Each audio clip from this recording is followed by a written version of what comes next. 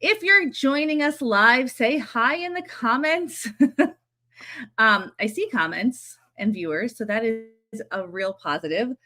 It is a sizzling hot Ask a Clutter Boss, and I hope that if you are in the middle of this heat wave, that you are staying cool, staying cool. It is June 18th. It's 11:30 a.m. Eastern Standard Time. And we have some great questions to dive into. So if you didn't get a chance to submit your questions, go ahead, pop them into the comments right now.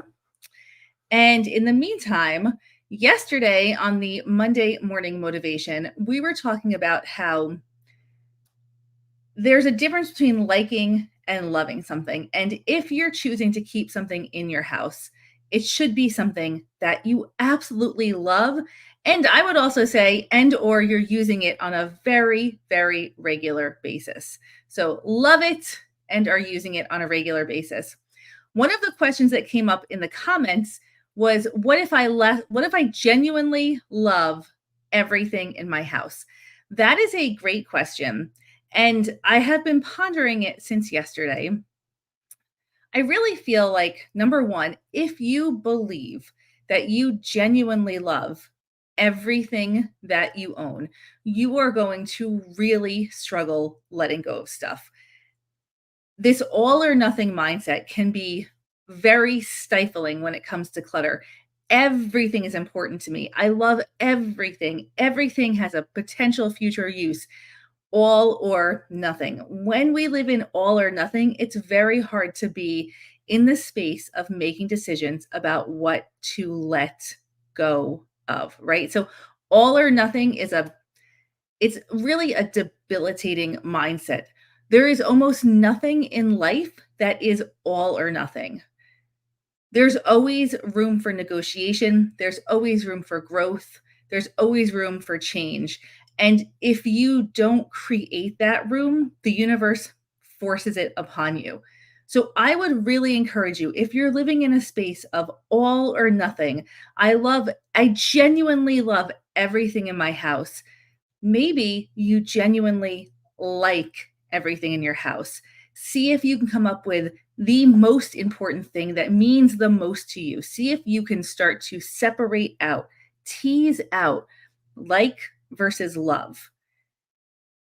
And then see how you can also apply this to the rest of your life. All or nothing is not a great place to be. Where can it's a fixed mindset, right?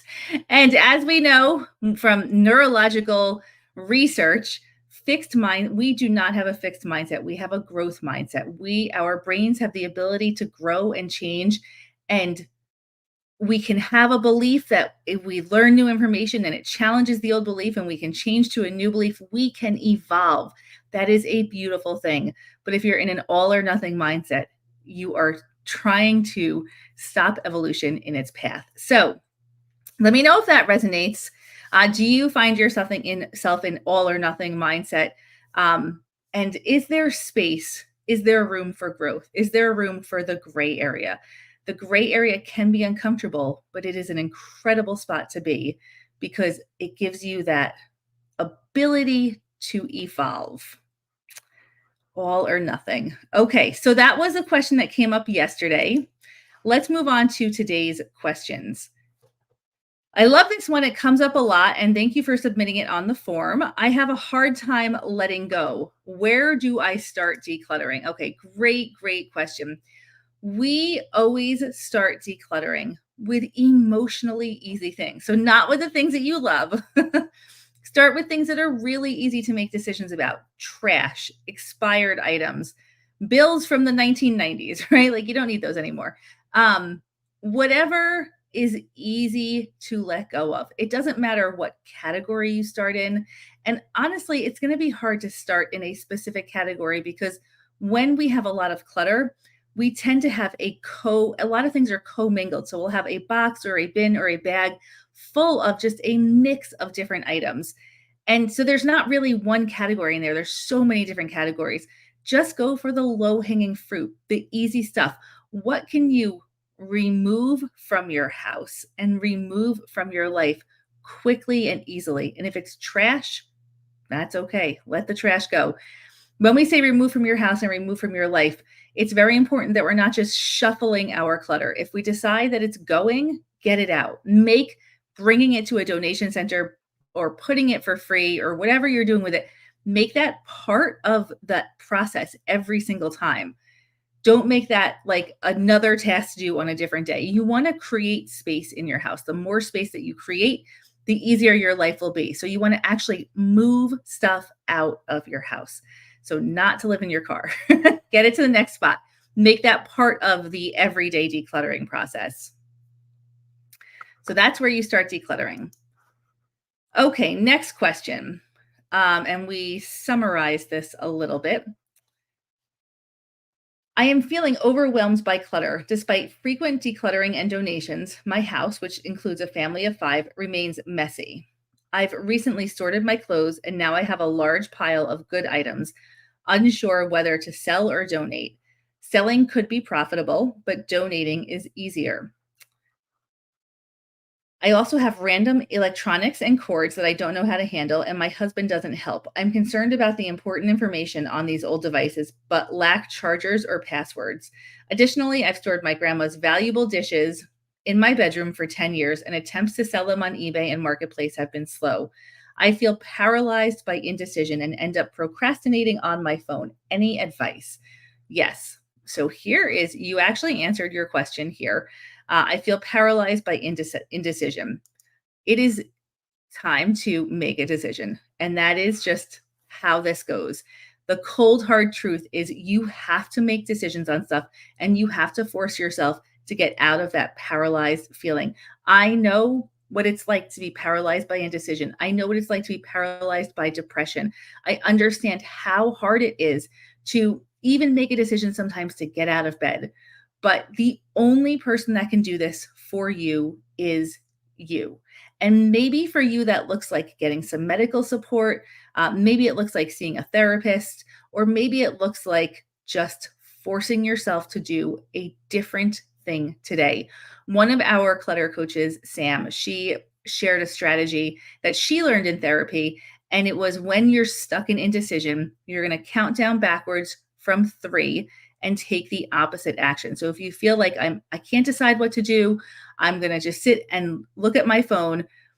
A good strategy is to go 3, 2, 1, opposite action. And at that moment, that number 1, you spring up and you do the opposite of what you were going to do. So in this case, put the phone down, make a decision.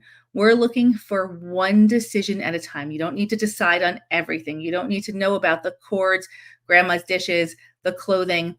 Choose one thing to make a decision on. And after you do that, see if you can make another decision. And if you need to get help or support from a medical professional, make that phone call and get that help and support. At the end of the day, only you can take this action, and you deserve to give yourself the gift of taking action. One of my other favorite little phrases is choose your hard. Every day we choose our hard. So that means it's hard to live with clutter and it is hard to make these decisions, but one of them results in an easier life. So choose the hard that is going to result in the outcome that you desire. Yes, it is hard. It can be paralyzing to make decisions, but it's also paralyzing to live with clutter. Which hard thing are you going to choose to do today? You are worth it. You have to fight for yourself. When it comes to decluttering, every day you have to fight for yourself. Fight for the home that you deserve, not want, deserve. Put yourself first, because when you put yourself first, when you fight for yourself, you're also fighting for your family. You're fighting for your loved ones. You're fighting for your community, because when you show up as the best version of you, everyone else wins. Everyone else wins. So put yourself first. Fight for yourself. All that time that you're devoting to indecision, fight for yourself to make a decision. Just fight for you. You are worth it. You are worth it. Got it? Okay, next question. Also, I'm going to circle back on that one quickly.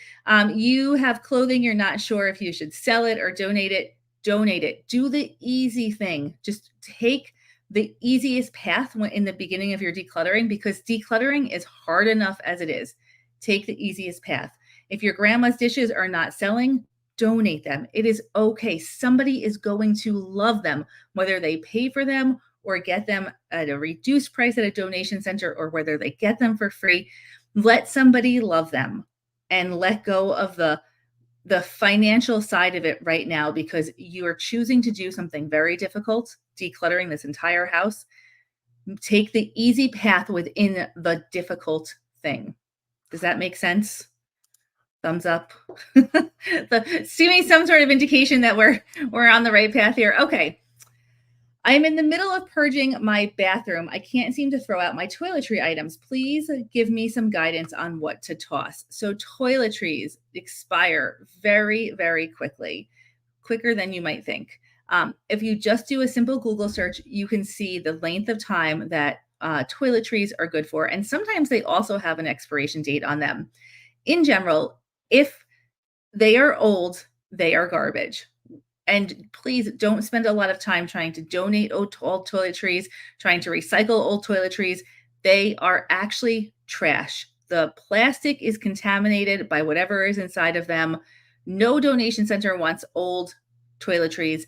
Put them into the garbage and move on. The best thing that we can do from this whole entire experience is learn and grow. So next time, make a better decision about what is coming into your house, because once it's in your house, it's going in the trash. Like one way or another, it's going to, once we consume an item, especially a toiletry, it's garbage. And even if you can like return it to a store, I know that some places take open toiletries, yeah, you can get your money back, but they're throwing it into the garbage then too. So open toiletries are trash. And if you want to avoid feeling bad about throwing them out, then be really ruthless in your decision-making process of bringing them in. You have the most control over what comes into your house, and the least control over what happens to it at the disposal end of things. So yeah, bacteria builds up on old toiletries. And you can get, I once got like a sty in my eye because I used old mascara. It's gross. You don't, you deserve to have, nice things that you actually use. When it comes to toiletries, also don't take samples. Don't take the free stuff, because if you're not going to use it, you're going to have to throw it out. And it feels worse to have to throw it out than the positive feeling you get from bringing it in, right? Like balance it out. Just think about the entire lifespan. When it comes to stuff, there's an actual lifespan. So it's extraction. That's when the materials are extracted from the earth. Production, when the materials are produced into something. Distribution, when the items are distributed, they're sent out, they're transported to where they're going. Consumption, which is where we come into the picture. So we consume the items. And when we consume an item, we think, oh, this is brand new, but actually it's at the fourth stage in its lifespan. And the fifth stage is disposal. So there's extraction, production, distribution, consumption, and disposal. So we get everything at stage number 4. The next stage is always disposal. Sometimes we can find another home for something. Sometimes we can sell something, but ultimately, after an item is consumed, it is disposed of. And the only part of that we really have control over is what we consume. What we consume matters more for the earth than anything else, because everything that's been produced is going to be disposed of. So as a consumer, you can say, I am going to consume less. That is what you can personally control. Even when you bring something to a donation center, when you give it to somebody who really wants it, you don't know what's going to happen to it. There's a very good chance it's going right into the trash. So make that decision, go through that thought process at the beginning. Bargain buys are not bargains if they sit on your shelf. Absolutely, Brenda. I totally agree with you. And I will go so far as to say that I have had periods of time where I have just challenged myself to never buy something on sale, because the sale is such a trigger to make the purchase. So when I eliminate that trigger, I don't buy something on sale, I really make better decisions about what I consume. Do I spend more money? No, I do not. Because when I get stuff on sale, the sales are never that great and you're buying more. That's why there's a sale. So you buy more. So just, play around with these things. See if you can come up with a strategy that helps you consume less. It's challenging, but it's possible. Break up with Amazon, delete your credit cards, do whatever you can to bring less into your house because that's going to make all of these decisions about disposal 100,000 times easier. And as Coach Marie says, let the store be the storage place until you need it. That's why. Let the store store it for you. That's why it's a store. So it can store the stuff that you're going to need until you actually need the item. All right, that wraps up this episode of Ask a Clutter Boss. Thank you so much for being here. Next week, we will have a guest, a surprise guest doing Ask a Clutter Boss, and I will see you again 2 weeks from now. Stay cool, everyone. I know it's hot all around the United States. Stay cool, go declutter, and remember to fight for yourself because you are so, so, so worth it. Have a great day.